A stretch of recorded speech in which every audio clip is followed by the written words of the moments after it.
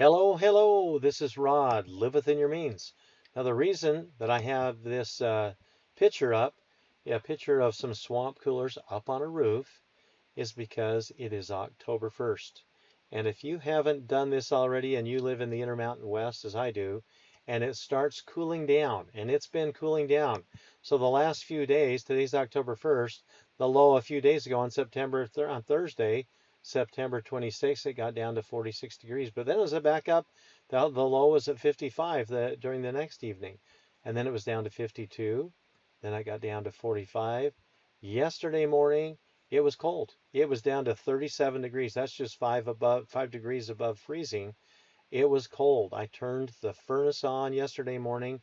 It went on and off several times, meaning that probably cost a few dollars. And yet, I might still want to use my swamp cooler again, but the only way I'm really going to know that for sure is what I do is I go to weather.com. And by the way, this morning was down to 36 degrees. But I go to weather.com and I put in a zip code, and here in the Pleasant Grove, Utah area, look at this. Over the next 10 days, the temperature, the high is only going to be about 76 degrees. That is if things stay the same as they're projected to be here, which is unlikely. But the lows, the highest low in the next week is projected to be 50 degrees. But you'll notice that it's due to be tonight down to 39 degrees, and Friday night down to 38 degrees. That tells me I probably don't need that evaporative cooler anymore, and I'm going to be saving some money to block that off now. And to block that off, let me show you something else here. This is a look at my parents' gas bills for their home over the past year. You'll notice that in the summertime, it was clear down to $21. Only used a little over 2 decatherms the whole month, and that was to heat the hot water. They spent last year what $957 for their gas. They had an electric bill too, but the gas bill gets the highest during the winter months.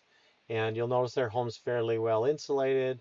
It was up in the $150 range. But notice something.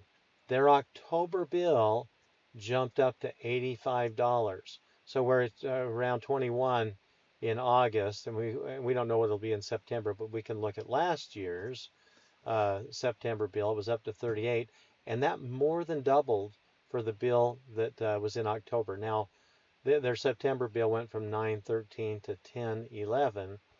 If you don't block off, if you've got evaporative coolers and you don't block off this is a diffuser.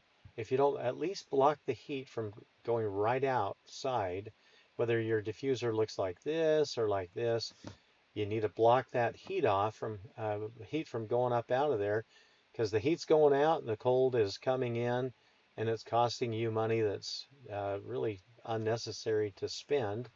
And when we were looking at this, if you don't block it off, let me tell you, that heat could go up over $100 pretty quick.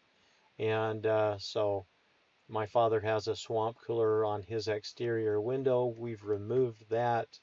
In the place where we're living right now, there is an evaporative cooler on the roof, and that heat was going out there yesterday morning and the cold air coming in.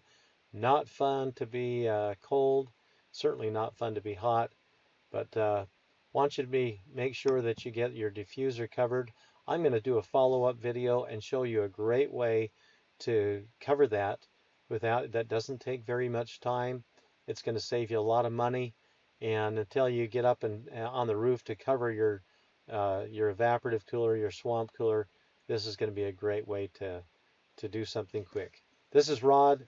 Live within your means. Continue to live within your means. It's going to make a difference for you and your family, and you can share this with others. Have a great day.